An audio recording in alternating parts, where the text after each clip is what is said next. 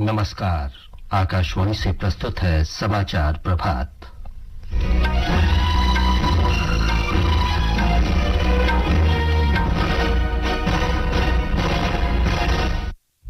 लोकसभा चुनाव के 7वें और अंतिम चरण के लिए प्रचार जोरों पर। लोकसभा चुनाव के छठे चरण में महिला मतदाताओं की संख्या पुरुषों से 3% अधिक। भारतीय स्टेट बैंक ने कहा, वित्त वर्ष 2023-24 में भारत की आर्थिक वृद्धि दर 8% तक पहुंचने की संभावना। पाकिस्तान के पूर्व प्रधानमंत्री नवाज शरीफ ने कहा, पाकिस्तानी सेना की घुसपैठ 1999 में जम्मू कश्मीर में करगिल युद्ध के लिए जिम्मेदार थे। भारतीय सेना की मेजर राधिका सेन को प्रतिष्ठित UN military gender advocate of the year पुरस्कार से सम्मानित किया जाएगा। और उज्बेकिस्तान के ताशकंद में भारत के पंजा कुश्ती दल ने 1 स्वर्ण और 6 कांस्य सहित 7 पदक जीते। समाचार प्रभात के साथ मैं विमलेंदु पांडे। लोकसभा चुनाव के 7वें और अंतिम चरण के लिए प्रचार चरम पर है। राजनीतिक दलों के शीर्ष नेता जनसभाएं और रोड शो कर रहे हैं। इस चरण में 1 जून को 7 राज्यों और 1 केंद्र शासित प्रदेश के 57 सीटों पर वोट डाले जाएंगे। मतगणना 4 जून को होगी। उत्तर प्रदेश में आज गृह मंत्री और भाजपा के वरिष्ठ नेता अमित शाह 4 रैलियों को संबोधित करेंगे। ब्यौरा हमारे संवाददाता से। केंद्रीय गृह मंत्री और वरिष्ठ भाजपा नेता अमित शाह आज महाराजगंज, देवरिया, बलिया, सोनभद्र और गाजीपुर जिलों में रहेंगे। गाजीपुर में वो पार्टी प्रत्याशी के पक्ष में रोड शो करेंगे। उत्तर प्रदेश के मुख्यमंत्री योगी आदित्यनाथ कुशीनगर, देवरिया और गोरखपुर में चुनाव सभाएं करेंगे। दूसरी ओर समाजवादी पार्टी के प्रमुख अखिलेश यादव दुद्धी विधानसभा क्षेत्र में पार्टी उम्मीदवार के लिए प्रचार करेंगे। यहाँ आम चुनाव के अंतिम चरण के साथ ही उपचुनाव होंगे। बाद में वो रॉबर्ट्सगंज और मिर्जापुर लोकसभा क्षेत्र में रैलियों को संबोधित करेंगे। अखिलेश यादव की पत्नी डिंपल यादव भी आज कुशीनगर में रोड शो करेंगी। सुशील चंद्र तिवारी, आकाशवाणी समाचार, लखनऊ। रक्षा मंत्री और भाजपा के वरिष्ठ नेता राजनाथ सिंह बिहार में आरा, बक्सर और पटना साहिब लोकसभा क्षेत्रों में चुनावी रैलियां करेंगे। भाजपा के प्रदेश अध्यक्ष और उप मुख्यमंत्री सम्राट चौधरी भी जहानाबाद, काराकाट, नालंदा, सासाराम और पाटिलपुत्र लोकसभा क्षेत्रों में जनसभाओं को संबोधित करेंगे। राष्ट्रीय जनता दल प्रमुख लालू प्रसाद अपनी बेटी और पार्टी प्रत्याशी के समर्थन में पाटिलपुत्र संसदीय क्षेत्र के विभिन्न हिस्सों में प्रचार करेंगे। राजद नेता तेजस्वी प्रसाद यादव सासाराम, बक्सर और पाटिलपुत्र में जनसभाएं करेंगे।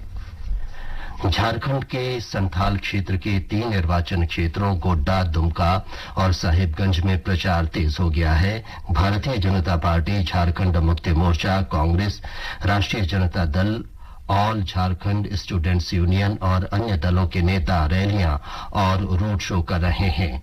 भाजपा अध्यक्ष जगत प्रकाश नड्डा दुमका और गोड्डा में आज चुनावी सभा करेंगे। कांग्रेस के वरिष्ठ नेता राहुल गांधी कल दुमका में जनसभा करेंगे। लोक निर्णय 2024 आम चुनावों पर विशेष कार्यक्रम हर शाम 7 बजे से और पुनः प्रसारण रात 9:30 बजे से आकाशवाणी गोल्ड पर। चुनावी गतिविधियों की खबर, देश के हर अंचल पर नजर, विशेषज्ञों की राय और विश्लेषण। दुनिया के सबसे बड़े लोकतंत्र के चुनावी पर्व में सुनिए लोक प्रसारक के साथ लोक निर्णय 2024। लोकसभा चुनाव के छठे चरण में महिला मतदाताओं की संख्या पुरुष मतदाताओं की तुलना में 3% अधिक दर्ज हुई है। निर्वाचन आयोग ने कल इसकी जानकारी दी। शनिवार को लोकसभा चुनाव के छठे चरण में मतदान करने वाले लोगों की वास्तविक संख्या आयोग ने जारी की। रिपोर्ट के अनुसार 64.95% पात्र महिला मतदाताओं ने 61.95% पात्र पुरुष मतदाताओं की तुलना में अपने मताधिकार का उपयोग किया। इसके अलावा थर्ड जेंडर के मतदाताओं की संख्या 18.67% दर्ज की गई। लोकसभा निर्वाचन क्षेत्रों से परिचय की श्रृंखला में आज हम पंजाब के जालंधर संसदीय सीट की जानकारी दे रहे हैं। जालंधर लोकसभा निर्वाचन क्षेत्र देश के प्रतिष्ठित निर्वाचन क्षेत्रों में शामिल है। कुल 9 विधानसभा वाले इस लोकसभा क्षेत्र में 16,54,000 मतदाता हैं। पंजाब के दोआबा क्षेत्र में पड़ने वाला जालंधर आरक्षित लोकसभा निर्वाचन क्षेत्र लंबे समय से कांग्रेस पार्टी का गढ़ रहा है, लेकिन पिछले वर्ष कांग्रेस सांसद संतोख सिंह चौधरी के अचानक निधन पर हुए उपचुनाव में आम आदमी पार्टी के सुशील कुमार रिंकू को जीत मिली थी, जब वे कांग्रेस पार्टी से दल बदलकर आम आदमी पार्टी में शामिल हो गए थे। लेकिन इस बार सुशील कुमार रिंकू भाजपा के उम्मीदवार हैं। कांग्रेस की तरफ से पूर्व मुख्यमंत्री चरणजीत सिंह चन्नी मैदान में हैं। इधर चुनाव की बेला पर शिरोमणि अकाली दल को छोड़कर आए पवन कुमार टीनू पर आम आदमी पार्टी ने भरोसा जताया है, जबकि टिकट न मिलने से नाराज होकर कांग्रेस पार्टी से शिरोमणि अकाली दल में शामिल मोहिंदर सिंह केपी अब अकाली दल के उम्मीदवार हैं। बहुजन समाज पार्टी के बलविंदर कुमार भी अपनी किस्मत आजमा रहे हैं। अनेक प्रमुख पार्टियों के कद्दावर उम्मीदवार दल बदलकर एक से दूसरी पार्टी में आए हैं। शिशु शर्मा शांतल, आकाशवाणी समाचार, जालंधर। ये समाचार आकाशवाणी से प्रसारित किए जा रहे हैं।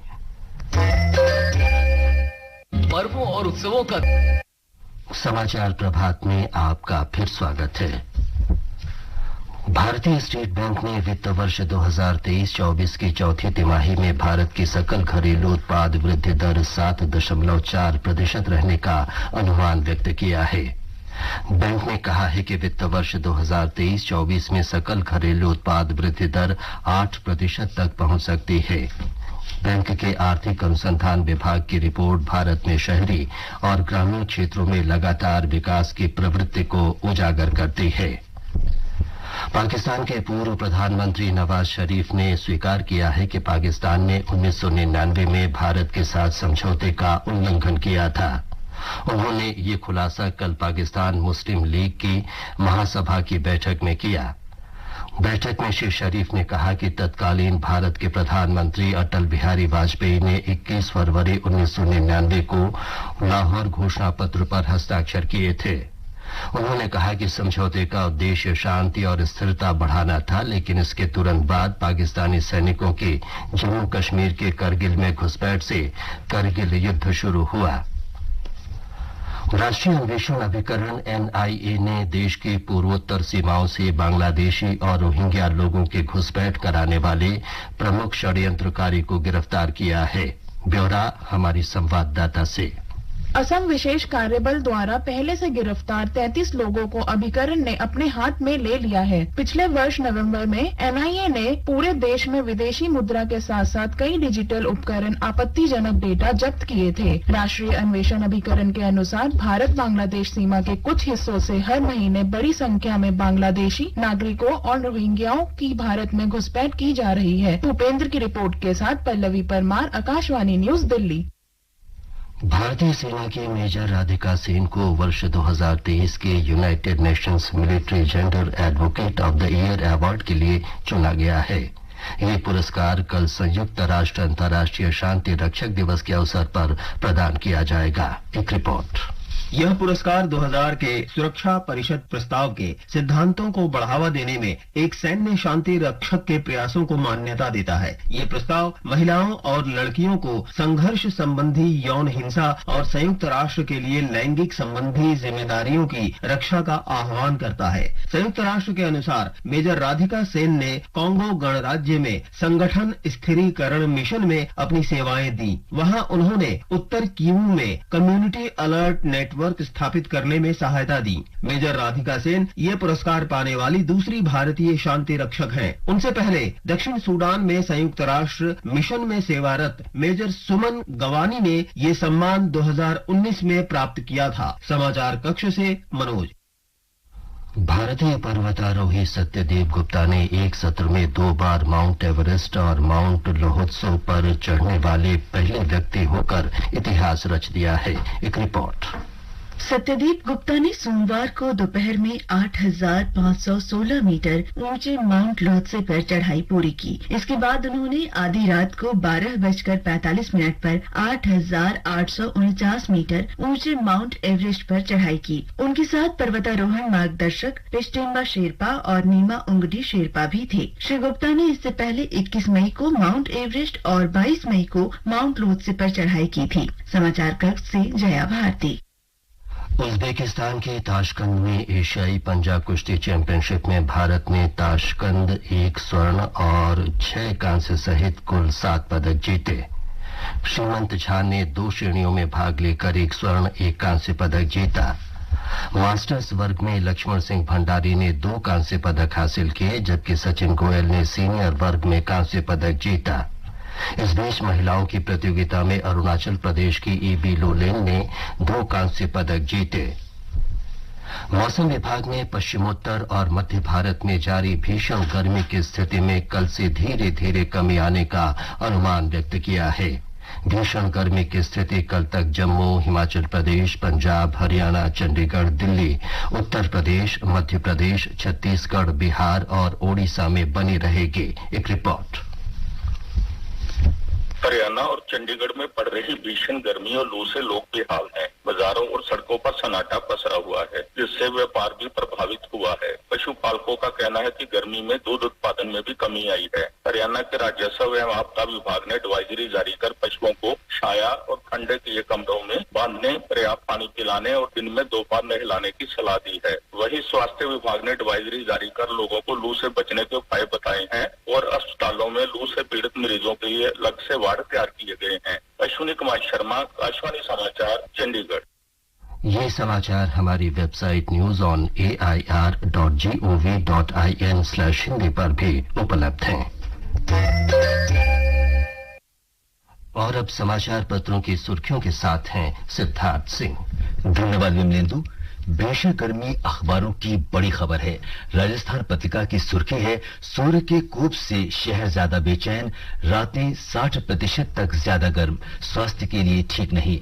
अमर उजाला का कहना है, प्रचंड गर्मी से उबर रहा उत्तर भारत, दिल्ली में तापमान 50 डिग्री के करीब। दैनिक भास्कर लिखता है, कंक्रीट कवर बढ़ने से शहरों में असर से 9 डिग्री ज्यादा महसूस होने वाली गर्मी। राष्ट्रीय सहारा सचेत करता है, और बढ़ेगी मौसम की गर्मागर्मी, देश में जगह जगह टूट रहा गर्मी का रिकॉर्ड। जनसत्ता की अहम खबर है, लोकसभा चुनाव के 6ठे चरण में महिलाओं ने पुरुषों के मुकाबले ज्यादा वोट डाले। निर्वाचन आयोग ने जारी किए ताजा आंकड़े। पत्र लिखता है, लगातार दूसरी बार महिला मतदाताओं की संख्या पुरुष मतदाताओं से 3% ज्यादा रही। चुनाव प्रचार से जुड़ी खबरें और नेताओं के शब्दबाण अखबारों के मुख्य पृष्ठ पर हैं। दिल्ली के मुख्यमंत्री अरविंद केजरीवाल की अंतरिम जमानत 1 सप्ताह बढ़ाने के मामले पर हिंदुस्तान की सुर्खी है, केजरीवाल की अर्जी पर तुरंत सुनवाई से सुप्रीम कोर्ट का इंकार। पीठ ने कहा, मुख्य न्यायाधीश ही इस संबंध में फैसला करेंगे। दैनिक जागरण का शीर्षक है, वित्त वर्ष 2023-24 की चौथी तिमाही में 7.4% रहेगी विकास दर। एसबीआई के अनुसार 8% के स्तर को छू सकती है वर्ष 23-24 की आर्थिक विकास दर। बेहतर मानसून से ग्रामीण अर्थव्यवस्था को मिलेगी मजबूती। हिंदुस्तान की खबर है, आयुष इलाज के लिए बीमा दायरा बढ़ेगा, कैशलेस सुविधा मिलेगी। आयुष पद्धति को प्रधानमंत्री जन आरोग्य योजना में शामिल करने का काम अंतिम चरण में। इलाज के मानक दिशा निर्देश बनाए जा रहे हैं। नवभारत टाइम्स ने आयकर विभाग के हवाले से लिखा है, पैन और आधार को लिंक करें, नहीं तो कटेगा डबल टीडीएस। 31 मई से पहले जोड़ने की दी है सलाह। इनकम टैक्स रिटर्न फाइल करने की अंतिम तारीख 31 जुलाई। अंत में मुख्य समाचार एक बार फिर। लोकसभा चुनाव के 7वें और अंतिम चरण के लिए प्रचार जोरों पर। लोकसभा चुनाव के 6ठे चरण में महिला मतदाताओं की संख्या पुरुषों से 3% अधिक। भारतीय स्टेट बैंक ने कहा, वित्त वर्ष 2023-24 में भारत की आर्थिक वृद्धि दर 8% तक पहुंचने की संभावना। पाकिस्तान के पूर्व प्रधानमंत्री नवाज शरीफ ने कहा, पाकिस्तानी सेना की घुसपैठ 1999 में जम्मू कश्मीर में करगिल युद्ध के लिए जिम्मेदार थे। इसके साथ ही समाचार प्रभात का ये अंक समाप्त हुआ। नमस्कार।